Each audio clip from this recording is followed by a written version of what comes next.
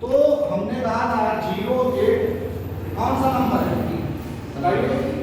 0 किस श्रेणी में रखें, सम में कि विषम में? सम में। सम में क्यों, विषम में क्यों नहीं रख सकते? अच्छा ये बताइए, सम संख्या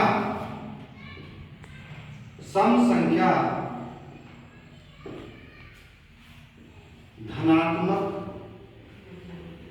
व ऋणात्मक हो सकती है?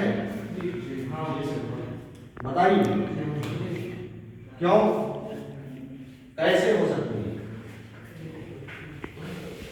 क्योंकि ये पूर्णांक के ही पार्ट होते हैं, और पूर्णांक में हमने पढ़ा है निगेटिव भी होता है और पॉजिटिव भी होता है। तो निगेटिव इंटीजर और पॉजिटिव इंटीजर दोनों हमारे सम संख्या के पार्ट होते हैं, साथ में 0 भी होता है। दूसरी चीज, 0 क्यों होता है इसको देख लेते हैं। जैसे अगर आपने कहा कि 0 एक सम संख्या है, तो 0 एक सम संख्या है तो क्यों है? कोई भी पूछ सकता है 0 अगर एक सम संख्या है तो क्यों है ना? तो हम जानते हैं इवन और इवन को जोड़ेंगे तो क्या प्राप्त होगा? सम और सम को जोड़ेंगे तो क्या मिलेगा? सम। बताइए सम। देखिए, 2 एक सम संख्या है, 2 एक सम संख्या है कि नहीं? सबसे छोटी सम संख्या 2 में अगर हम 4 जोड़े तो कितना मिलेगा? 6। तो 2 भी सम संख्या है और 4 भी सम संख्या है। जब हमने दोनों को ऐड कर दिया तो हमें मिल गया 6, और 6 भी क्या है? सम संख्या है। क्या है? सम संख्या है। चलिए एक और चेक करते हैं, हम ले लेते हैं 8 और 10, दोनों सम संख्याएं हैं। 8 और 10 को जोड़ेंगे क्या आएगा? 18। 18 में हमारा क्या है? सम संख्या। इसका मतलब ये डाटा सही है, इवन प्लस इवन बराबर इवन होना है। इसका मतलब अगर हम एक इवन संख्या को 0 के रूप में लें, किसके रूप में ले लें? 0 के रूप में। दूसरी हम ले लें 4, है ना? तो 0 में 4 को जोड़ेंगे कितना मिलेगा?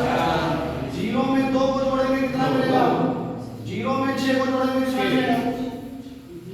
इसका मतलब ये इवन के हर शर्तों को फॉलो करता है, ये हर शर्त क्लियर करता है। 0 सम संख्या में फिट बैठता है, इसलिए 0 एक सम संख्या है। जैसे हम लोग पढ़े थे परिमेय संख्या, तो आपने कहा था परिमेय संख्या वह संख्या है जिसे हम P/Q के रूप में व्यक्त कर सकते हैं, जहां पर Q ≠ 0 है ना? तो हर तो 0 नहीं होगा, लेकिन अंश 0 हो सकता है, तो उस पर भी क्वेश्चन बनेगा। ठीक है, चलिए सम संख्या के बारे में हम सिर्फ इतना ही जानकारी देंगे आपको। आप पहले से ऑलरेडी जानते हैं कि वह संख्या तो 2 से पूर्णतः विभाजित हो जाती है। जैसे एग्जांपल ले लें, 2 है ना? 4 है, 6 है, 8 है, 10 है, 12 है ना? आगे बढ़ते चले जाएंगे। ठीक है, तो 2 4 6 8 10 12 कितने का डिफरेंस है बताइए? कितने का डिफरेंस है? 2 का। अगर हम यही विषम संख्या की बात करें तो आप कहेंगे वह संख्या जो 2 से पूर्णतः विभाजित ना हो, है ना? तो पहली विषम संख्या क्या होगी? दूसरी विषम संख्या, तीसरी विषम संख्या, 7 9 11 13 ये सब विषम संख्या होगी। तो कितने का डिफरेंस है? 3। इसका मतलब सम में भी 2 का डिफरेंस है और विषम में भी 2 का डिफरेंस है। इस पर क्वेश्चन बन जाएगा, यदि से क्वेश्चन देंगे। लिखिए,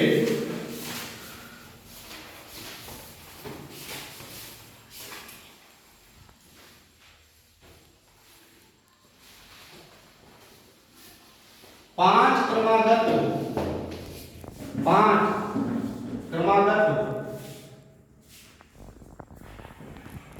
5 क्रमागत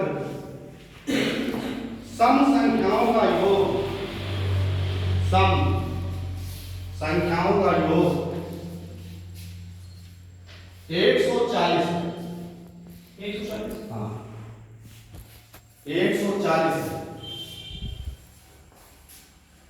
5 क्रमागत सम संख्याओं का योग कितना है? 140 है ना।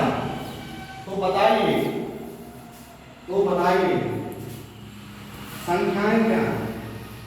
संख्याएं क्या हैं?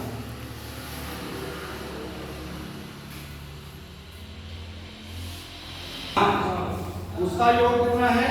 140। देखिए पहले समझिए, कुछ लोग लगा लेंगे, कुछ लोग नहीं लगा पाएंगे, है ना। कुछ लोग बिल्कुल उसका मतलब ही नहीं समझेंगे, तो टेंशन लेने की कोई जरूरत नहीं, हम उसी लिए खड़े हैं, ठीक है। बहुत सारे क्वेश्चंस हैं जो लो लेवल के होते हैं, बहुत सारे मॉडरेट लेवल के होते हैं, और बहुत सारे बहुत ही स्टैंडर्ड लेवल के, ठीक है। तो हम सब करेंगे। देखिए 5 क्रमागत है, क्या है? 5 क्रमागत। क्रमागत का मतलब क्या होता है? लगातार। क्रमागत का मतलब लगातार, है ना। तो 5 क्रमागत का योग कितना है? 140। कितना है? 140। समझ में आया? तो सबसे पहले हम एक बीच में मानते हैं x, है ना। बेसिक बनाएंगे तो बीच में क्या मान लेंगे? x। उसके बाद किस तरफ जब हम बढ़ेंगे तो पॉजिटिव, और किस तरफ बढ़ेंगे तो नेगेटिव, है ना। लेकिन अंतर कितने का? 2। सम संख्या में अंतर कितने का? 2 का, है ना। तो x से जब हम आगे बढ़ेंगे तो x में 2 जोड़ेंगे कि नहीं? देखिए 2 का अंतर आएगा कि नहीं?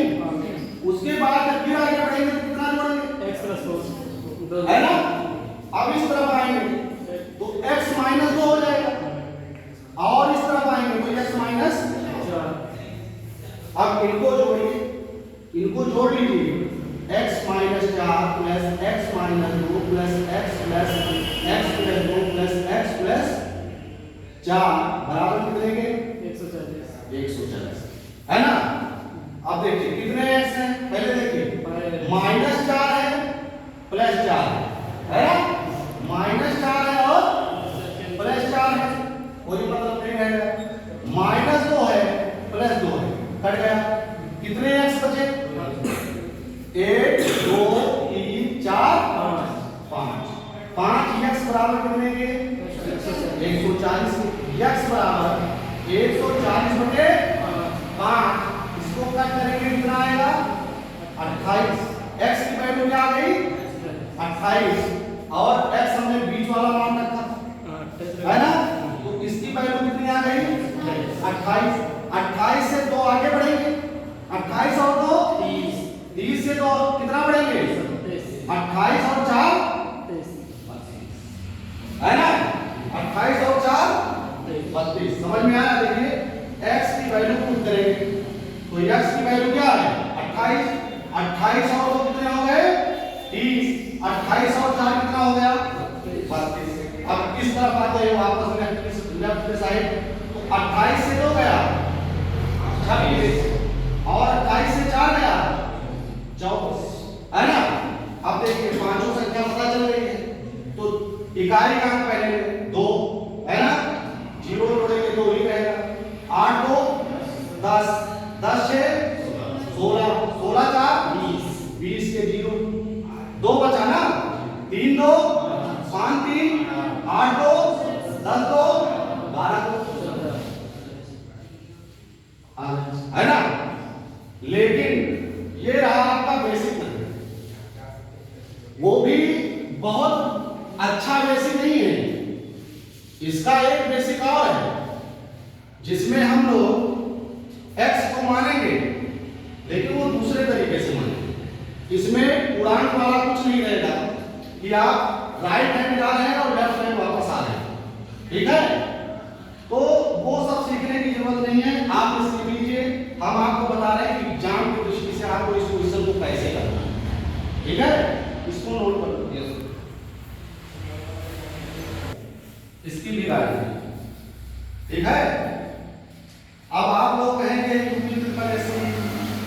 पेपर आपने देखा, उसमें पढ़ाया, हम लोग कुछ नहीं आया किसी का, कहेंगे ना?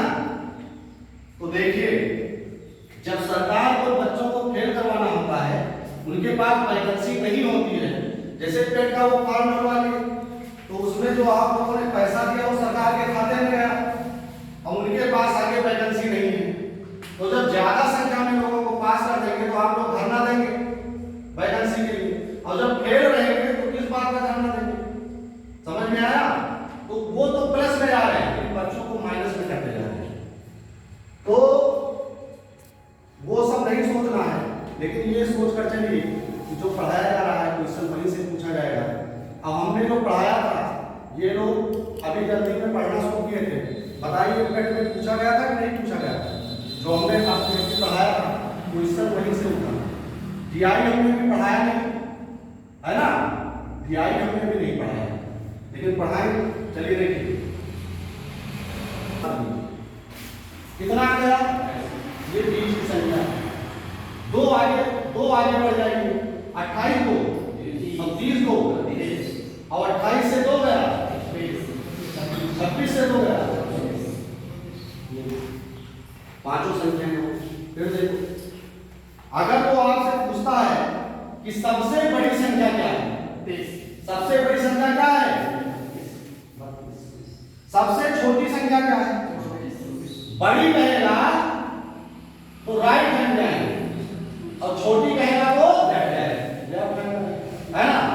ये पूछेगा सबसे बड़ी संख्या क्या है, ये पूछ सकता है, आप कहेंगे 32, सबसे छोटी क्या है 24, दोनों के बीच का अंतर कितना है, कहेगा सबसे बड़ी और सबसे छोटी संख्या के बीच का अंतर कितना है ना?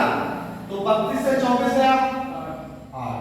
कभी कभी डायरेक्ट पूछ लेता है बताइए बीच वाली संख्या क्या है, बीच वाली संख्या क्या है, 28, यानी मध्य वाली संख्या पूछ सकता है। तो मध्य वाली संख्या क्या है ना? समझ में आया? इसको निकालें।